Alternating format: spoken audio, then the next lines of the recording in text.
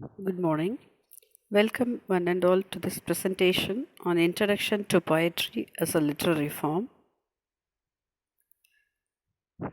The objective of this presentation is to introduce literature and its various forms with special reference to poetry. So we are going to see what are all the other forms of literature also, along with that with a special mention to poetry.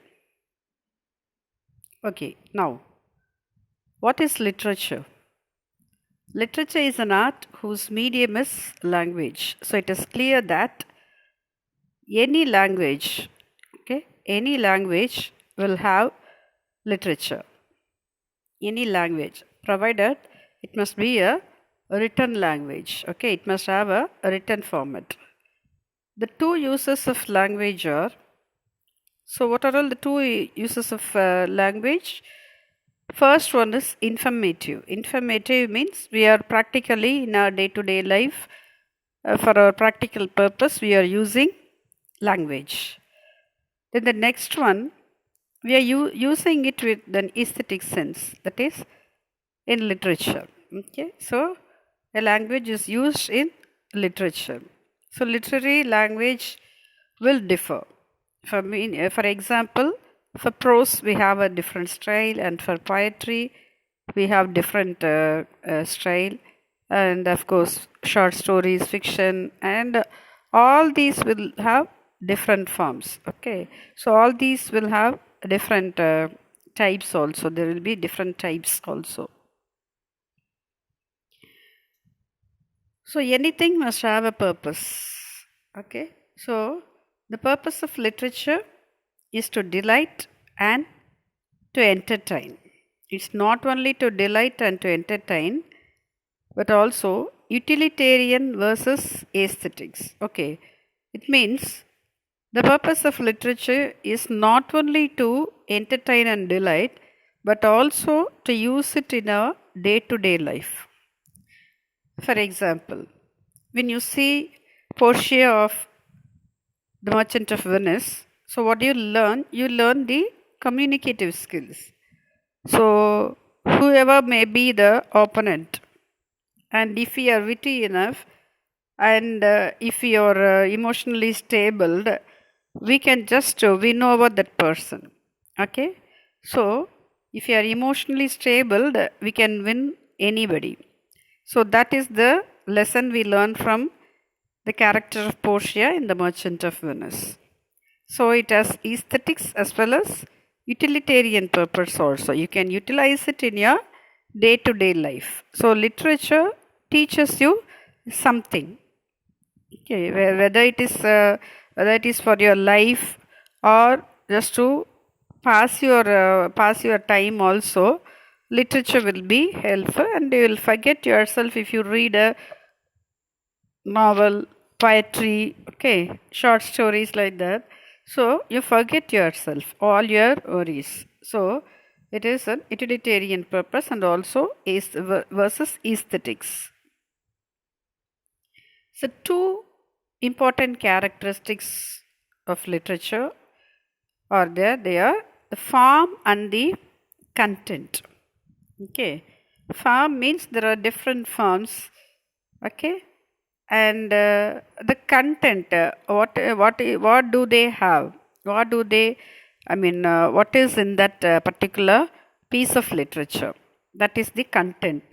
So the content will include also the theme and the narrative style, if it is a poetry, and what is the rhyme scheme, and what are all the figures of speech the poet has used. So all these things, it comes under form and content. So major forms of literature. So these are the 5 major forms of literature. The first one is poetry, and the second one prose, then plays, fiction, and criticism also. So these are all the 5 major forms of literature. So all the products of literature They come under any one of these forms only. Okay. Okay. Now poetry. So let us see what are all the definitions given by the critics as well as the poets. Okay. So as you all know, William Wordsworth is a British poet.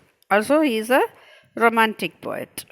According to him, poetry is a spontaneous overflow of powerful feelings, emotions reflected in tranquility. Okay, so what is poetry according to him? It is a spontaneous. So instantly we must have. Okay, we must have that feeling. Okay, spontaneous overflow. So it must come successively. Okay, without any interruption. Spontaneous overflow of powerful feelings. So the feelings which affect us or the feelings which makes us most happy. Okay, and emotions reflected in tranquility. Okay, so when a poet sits, with the nature, okay, in the tranquil atmosphere, the poet will be able to compose a poetry which will be the spontaneous overflow of his powerful feelings or his emotions. Okay, then the next one is the Victorian poet Matthew Arnold. Okay, so as you all know, the background of Matthew Arnold. So, when Matthew Arnold's period is the Victorian age, where there was a clash between science and spirituality. Okay, science and religion. Right. So, according to Matthew Arnold, poetry is at bottom a criticism of life. So, what does a poetry do? Not only poetry, any form of literature, it criticizes only life. Okay.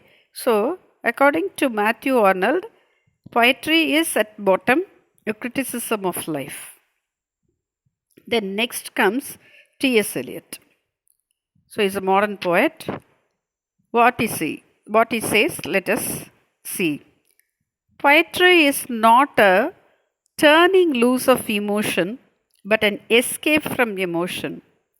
It is not an expression of personality, but an escape from personality. So it is completely opposite to what William Wordsworth says. Okay.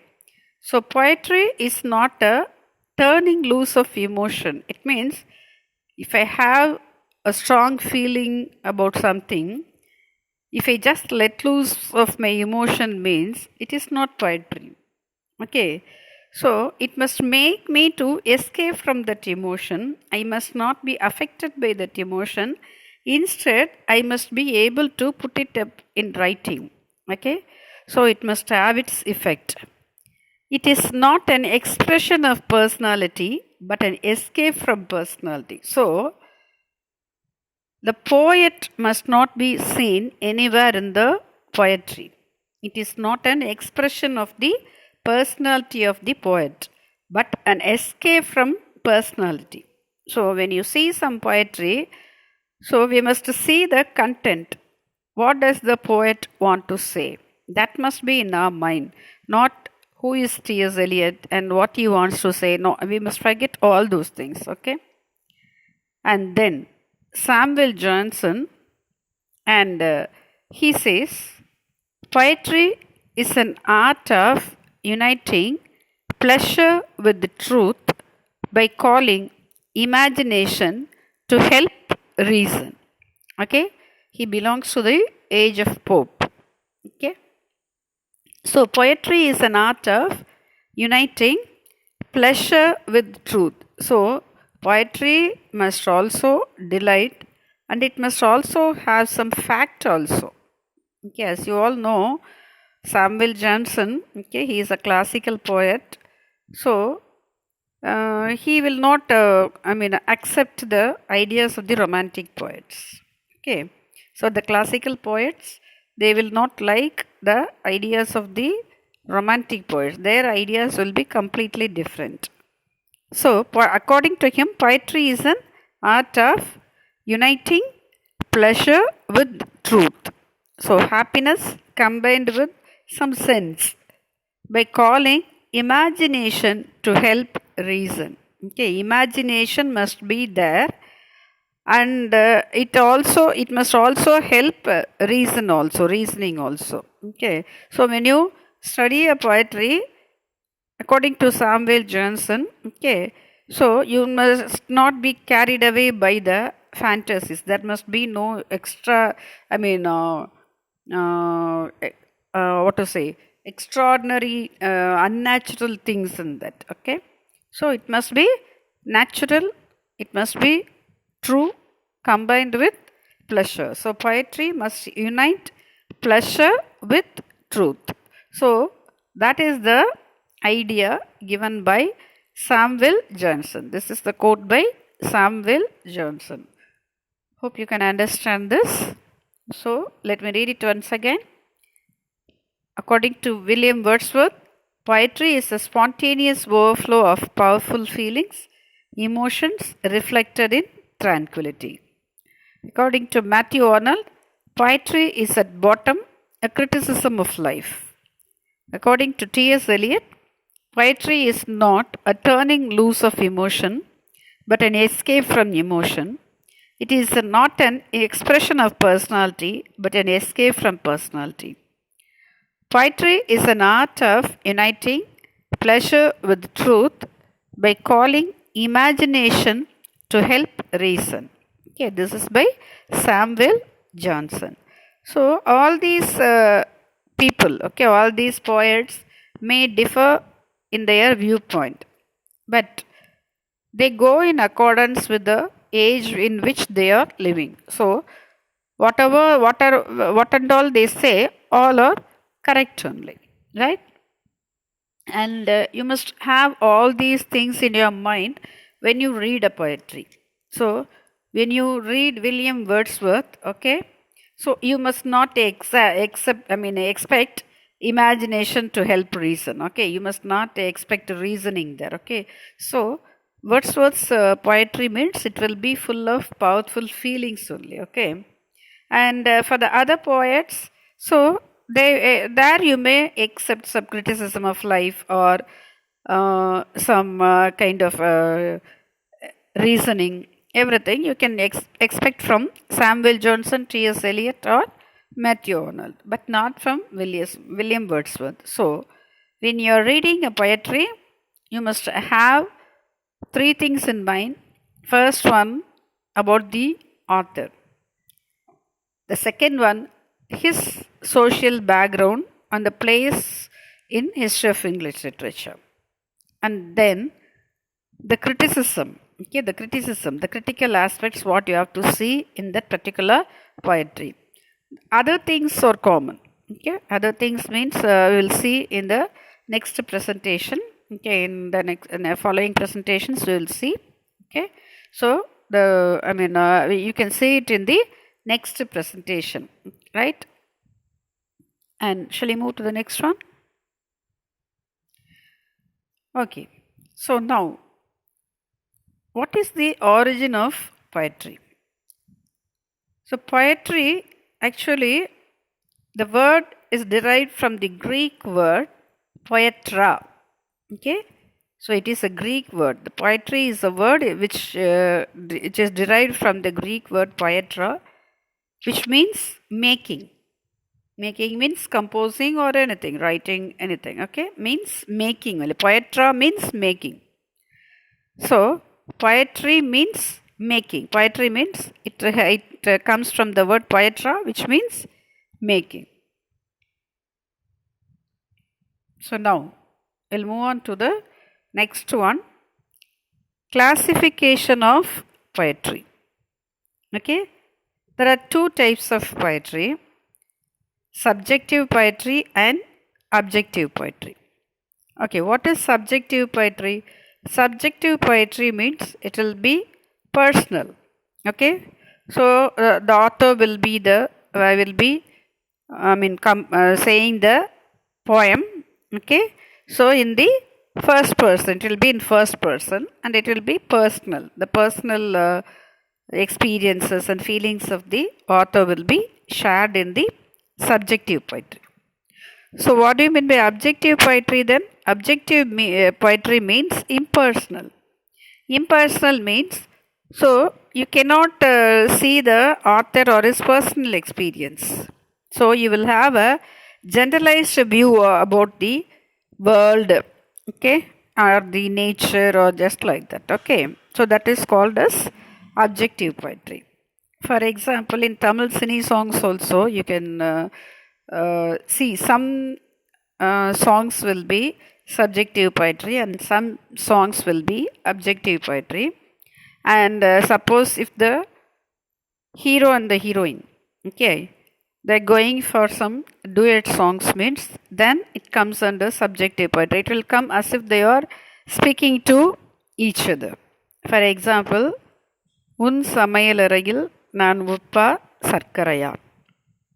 Okay, so it's just like a conversation between the lovers. Okay, so it is personal. Okay, and objective poetry means it is impersonal. All the philosophical songs you see in the, films. Okay, it will come under objective poetry. For example, ஒவ்வொரு பூக்களுமே சொல்கிறது, right? So these types of poetries, they all come under objective poetry. Okay, so these are the two types of poetry. So now I think it is clear for you. Okay, so poetry is one of the 5 major forms of literature. Okay, poetry is one of the 5 major forms of literature, and poetry will differ according to the poet. Okay, and it will use the figures of speech, and the next one is, it may be subjective poetry which is personal, or objective poetry which may be impersonal. Right. Go through the presentation, and if you have any doubt, you kindly WhatsApp me. Okay, and if you don't understand anything means, just listen to it again and again, and if you can't follow anything, kindly call me. Okay, take care, be careful, stay safe, stay home. All the best. Thank you for your patient listening. Thank you.